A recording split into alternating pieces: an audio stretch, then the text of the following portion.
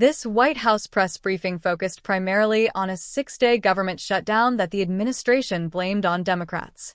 The press secretary claimed Democrats were blocking a clean funding bill because they demanded free health care for illegal aliens, which would cost nearly $200 billion over the next decade.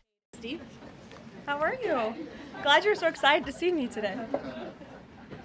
Alrighty. Good afternoon, everybody, and happy Monday. Let's get to it, and we'll begin with a few scheduling announcements today. President Trump will be hosting the Canadian Prime Minister Mark Carney tomorrow for a working meeting here at the White House. On Thursday, the president will host his 8th cabinet meeting alongside his incredible team. Also on Thursday afternoon, President Trump will host the president of Finland, Alexander Stubb, for a working meeting here at the White House. The president also wanted me to relay his congratulations to Japan for electing their next prime minister, a highly respected person who also happens to be the first female to hold the position for our great ally. While President Trump continues to negotiate peace deals, meets with world leaders, and celebrates the 250th birthday of our United States Navy, as you saw he and the First Lady do just yesterday, Democrats, unfortunately, are continuing to play political games.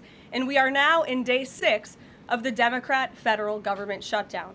Millions of American federal workers are under enormous financial stress as a result, wondering how they will pay their bills and take care of their families. If the Democrats do not vote to open the government tonight, federal workers will not receive their next full paycheck. Additionally, the special supplemental nutrition program for women, infants, and children will run out of federal money very soon. This program provides vouchers to buy infant formula, fresh fruits and vegetables, and other healthy foods for low-income families. It can be easily fully funded if Democrats simply vote tonight to reopen the government. Also, our incredible military service members who risk their lives to preserve and defend our country are now working without pay and will miss their next paychecks if this Democrat shutdown does not end tonight. The Republican-backed clean and nonpartisan funding bill fully funds this important food aid program, gets our troops paid, and reopens the government. So all of this begs the question, what is the Democrat ongoing shutdown truly about? The sad truth, we believe, is that the Democrats intentionally shut down the government and are inflicting this pain on American citizens to try and demand free health care for illegal aliens. Of course, this is an indefensible and truly radical policy to be in favor of, let alone to use as the primary reason to shut down the United States government. So the Democrats and their allies are desperately lying about their true motivations. We have to set the record straight with the facts so the American people understand what's really at play here. House Republicans passed a clean and nonpartisan funding bill to keep the government open and ensure our troops and other hardworking Americans are paid. Every single House Democrat except one voted against this clean and nonpartisan funding bill. Senate Republicans have subsequently tried to pass this same clean funding bill 4 separate times, and they will do so again tonight, to fully pass it to be sent to the president's desk for signature. And the president is ready to sign this bill to reopen the government as soon as it is sent to his desk. Yet every single Senate Democrat except 3 have voted against this clean and nonpartisan funding bill. The Democrats' current position is that the only way the American government can reopen is if illegal aliens can get free health care. Don't take my word for it, just look at what's inside of the Democrats' proposal to reopen the government. Their funding proposal would result in nearly $200 billion spent on health care for illegal aliens and other non-citizens over the next decade. To put this in perspective, $200 billion is enough money to fund the entire children's health insurance program, which provides health insurance to low-income children and women. Under the Democrats' proposal, the millions of illegal aliens who improperly were granted asylum and paroled under the Biden administration would once again be allowed to receive Medicaid benefits. It does not end there. The Democrat proposal would also require Medicaid to pay more for emergency care provided to illegal aliens than it does for American patients who are disabled, elderly, or children. When someone shows you who they are, believe them. The Democrat Party has unfortunately closed our government, costing Americans their jobs, threatening our military readiness, harming our economy, and causing chaos, all to help the illegals who broke into our country. Instead of holding illegal aliens accountable and removing them from our country, which is what this administration is trying to do every day, the Democrats want to give them the free benefits paid for by the American taxpayer. Democrats in 2025 are for illegal aliens first and Americans last. This is the reality we are unfortunately facing right now in Washington, D.C.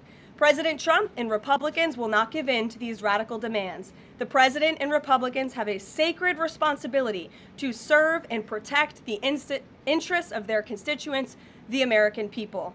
That's why we are backing a clean and nonpartisan funding bill with no strings attached to reopen the government.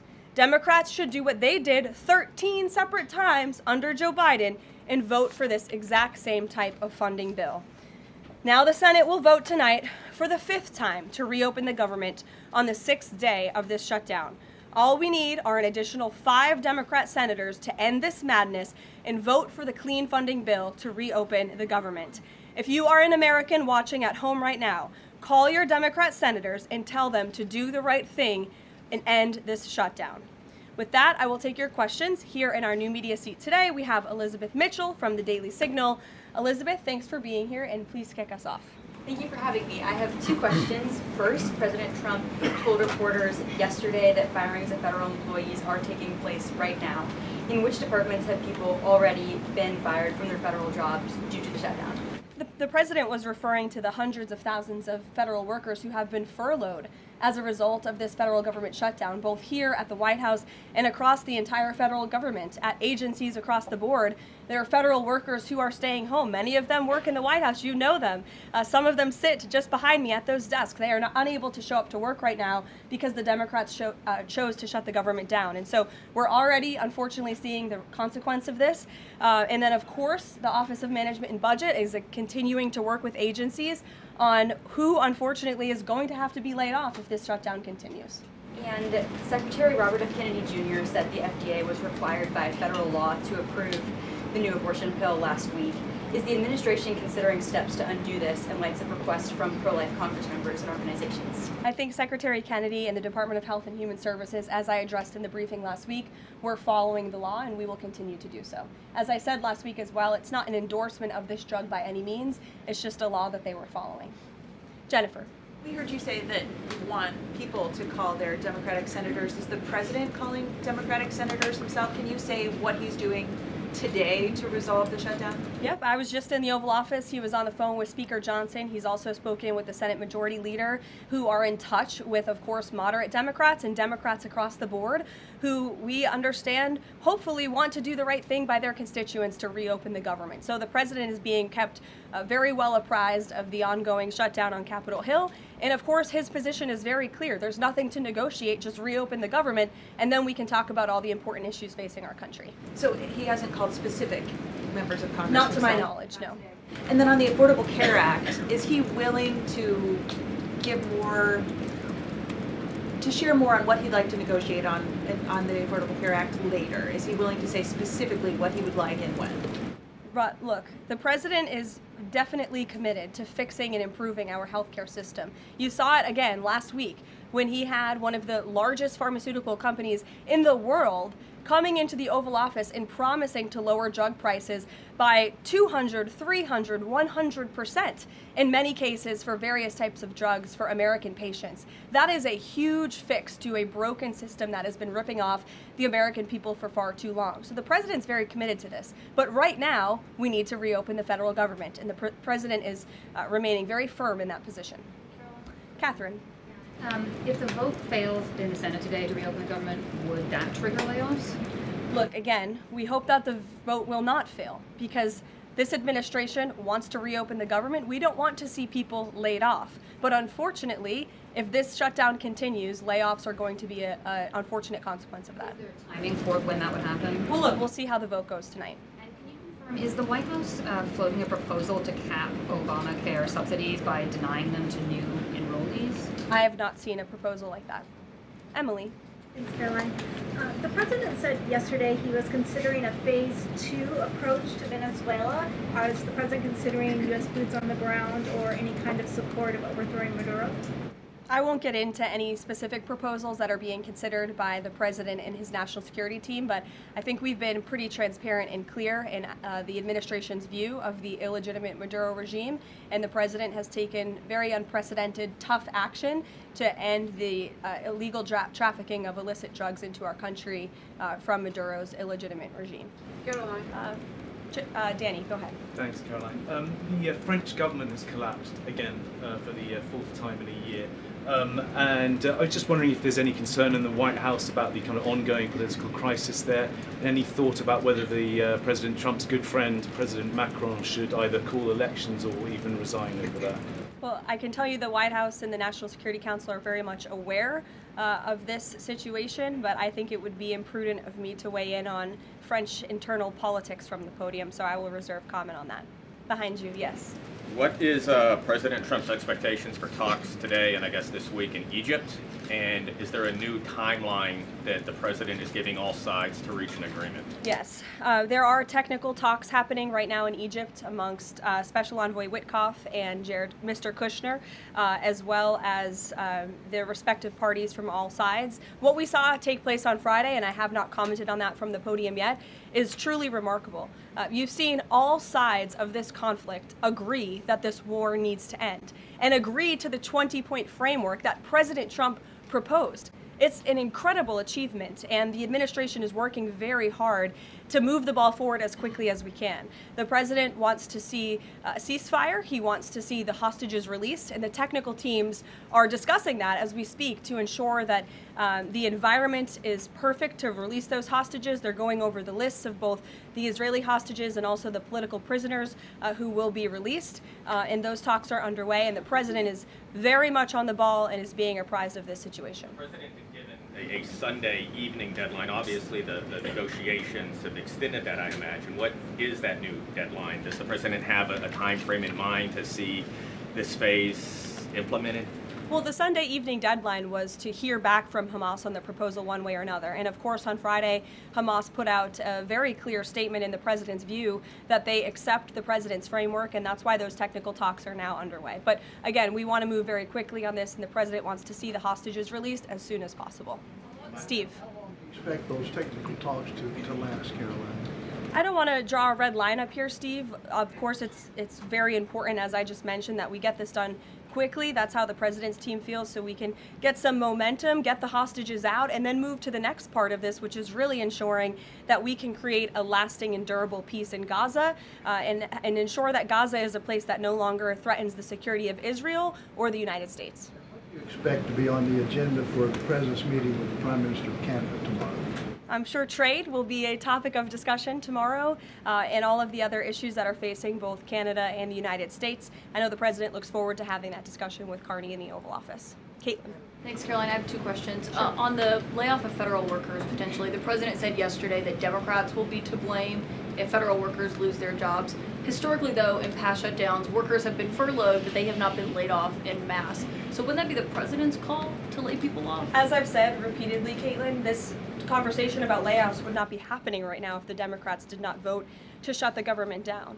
And as I also said last briefing as well, we are $37 trillion in debt, and the government is not receiving any cash. So someone has to look at the balance sheet and be good stewards of the American taxpayer dollar. And layoffs are an unfortunate consequence of that. Term, for example. Well, as I'm telling you now, this administration is focusing on checking the balance sheet and ensuring we're doing the right thing by the American taxpayer. And again, these conversations about layoffs would not be happening in the White House today if not for the Democrat shutdown. And they have a choice to change that. They have another opportunity tonight to do the right thing to reopen the government. Joey. Judge over the weekend. Sorry, my second question. A federal judge over the weekend that the president had appointed to the bench in his first term in office basically argued that he could not deploy other states' National Guards to Portland. Basically said that it was untethered, his argument, to what is actually happening on the ground. Which local officials in Portland have said that the National Guard is needed there?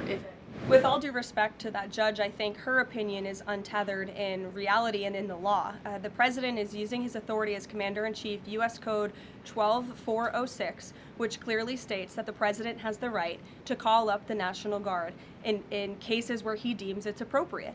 And if you look at what has happened in Portland, Oregon, For more than 100 nights, I was talking to our law enforcement team about it this morning, for more than 100 days, night after night after night, the ICE facility has been really under siege by these anarchists outside. They have been disrespecting law enforcement. They've been inciting violence. We saw, again, a guillotine rolled out in front of this federal building. And so the president wants to ensure that our federal buildings and our assets are protected.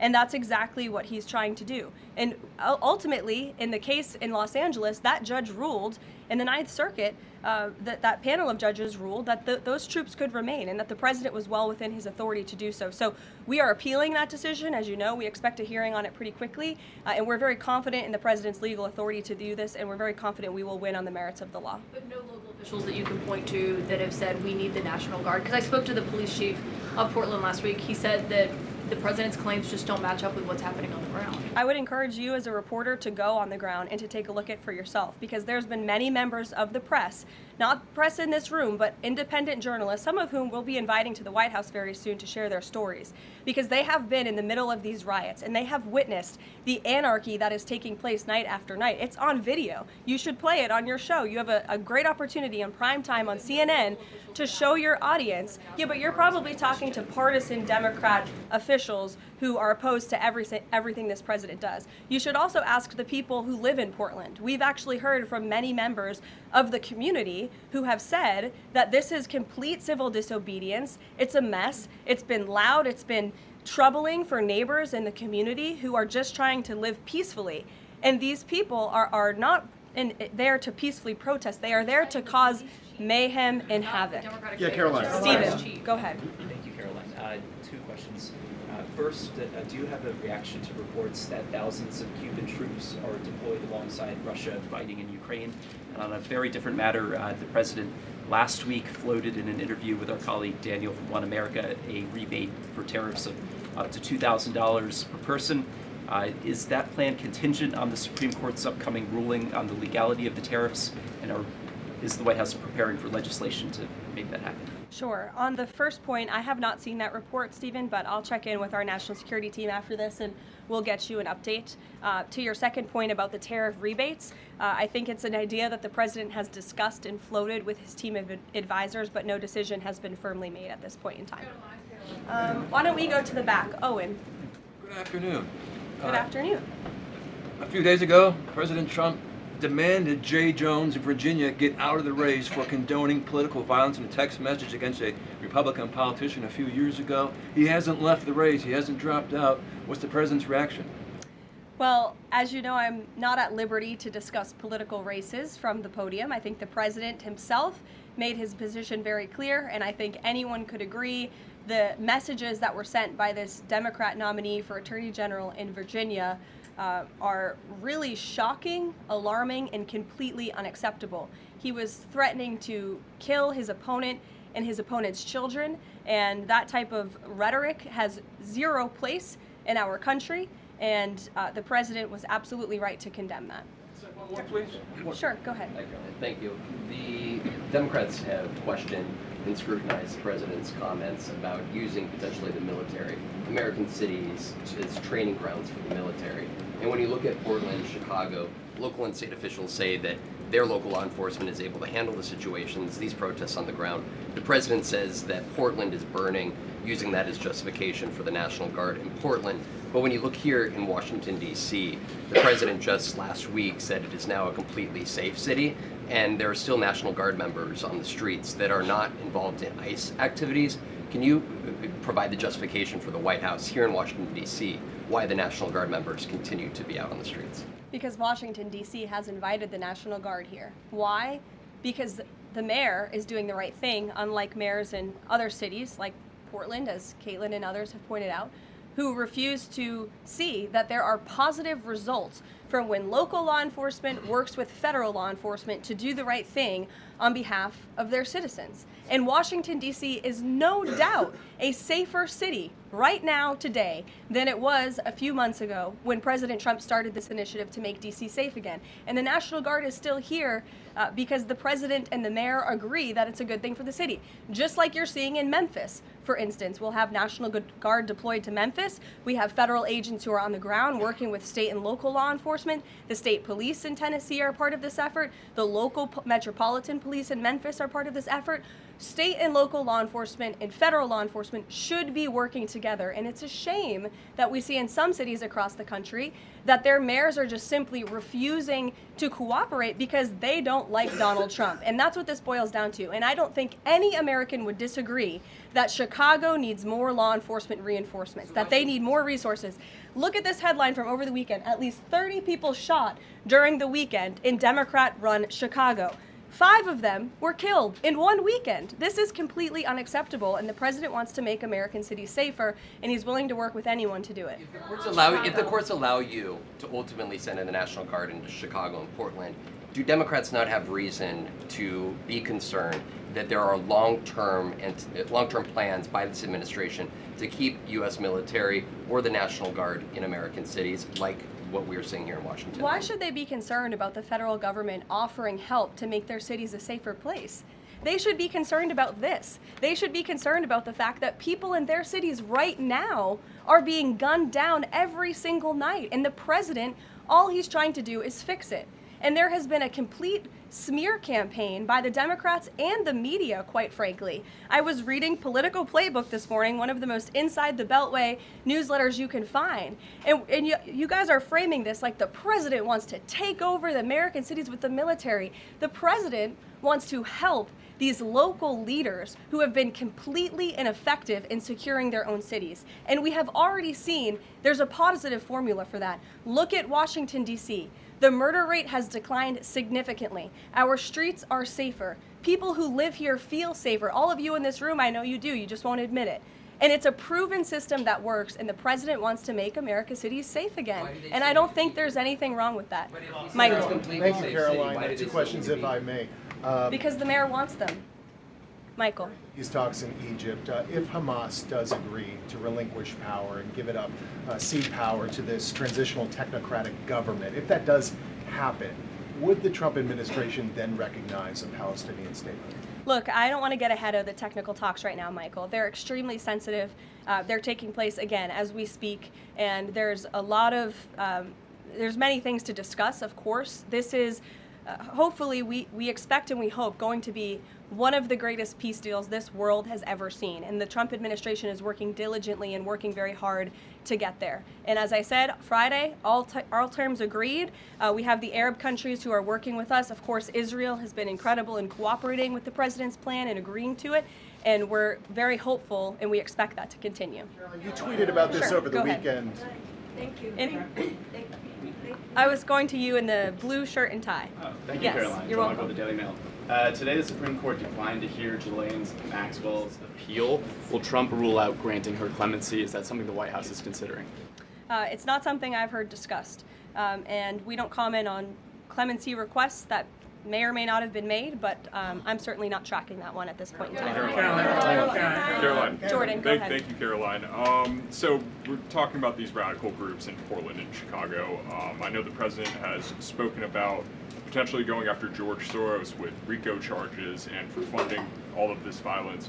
Has there been any update on that? And also, is the administration looking into the other nonprofits, maybe taking away their 501c3 status for funding this violence? And one more question. Sure. The financial backing of these groups, particularly Antifa, is certainly something the administration is looking into aggressively. And the federal government has never really been mobilized or tasked with doing that. So we're kind of kickstarting that into gear. The FBI is working on it alongside the White House's Homeland Security Task Force. We have our intelligence community looking into this as well. And even the Secretary of Treasury is involved with these matters since they are financial in nature. And we will continue to get to the bottom of who is funding these organizations in this organized anarchy against our country and our government. It's a question the American people have been begging the answer for many years, and we're committed to uncovering it. And when we do, I'm sure you'll be one of the first people to know. Separately, Caroline. Thank you. So Gaza, under the president's plan, is going to be governed by a transitional governance of a technocratic, apolitical Palestinian committee made up of qualified Palestinians and international experts. Now, given how radicalized the Palestinian population is in Gaza and in the West Bank, can you offer some insight or guidance into who are some of these Palestinians that are going to be considered for leadership roles in Gaza, and where you're going to be finding them, and do you have any names? We're not quite there yet, Jonathan. The president believes peace is possible in Gaza, and that's why he presented this detailed and comprehensive plan. The first step of that is securing a ceasefire and releasing the hostages, and then those conversations about ensuring a durable and lasting peace can continue. But what do you need to have peace in a region like Gaza that's been war-torn for far too long? You need security guarantees, and you need good governance. And so those will be two of the priorities that this administration is focused on. If I may, the president has said he wants the government to reopen this week in a deal. What's going to happen by the end of the week if there's no deal? What's the White House prepared to do? With no deal with what? To reopen the government. Look, as I said, unfortunately, there's going to be a lot of pain inflicted. There already is on the American public, on our troops who are not being paid, again, on women and young children who depend on critical food assistance. We hate to see this. And in fact, the Office of Management and Budget is trying to do everything they can to find funds to get out the door for these vulnerable populations in our country. Again, we shouldn't be having to do that. The Democrats have a chance to change course tonight. I believe the vote's taking place at 6:30, and we urge Democrat senators to vote to reopen the government and to do the right thing. Thanks, guys. Federal workers, including military service members, were not receiving paychecks, and critical programs like WIC for women, infants, and children were running out of funding. The administration announced upcoming meetings with the Canadian Prime Minister and Finnish President and congratulated Japan on electing its first female Prime Minister. On foreign policy, the press secretary highlighted ongoing technical talks in Egypt regarding a Gaza ceasefire, stating that all sides had agreed to President Trump's 20-point framework for peace and hostage release. Questions addressed controversial National Guard deployments to cities like Portland, Chicago, and Washington, D.C. The administration defended these deployments as necessary for public safety, citing ongoing violence and riots, particularly at federal buildings. A federal judge had blocked the Portland deployment, but the administration was appealing and confident in the president's legal authority under his role as commander-in-chief. The press secretary warned that federal employee layoffs would be necessary if the shutdown continued, citing the need to manage the government's $37 trillion debt. The administration also announced investigations into the financial backing of groups like Antifa, involving the FBI, Treasury Department, and intelligence community. Throughout the briefing, the administration urged 5 Democrat senators to change their votes to reopen the government, emphasizing that Republicans had passed a clean funding bill multiple times that Democrats were blocking.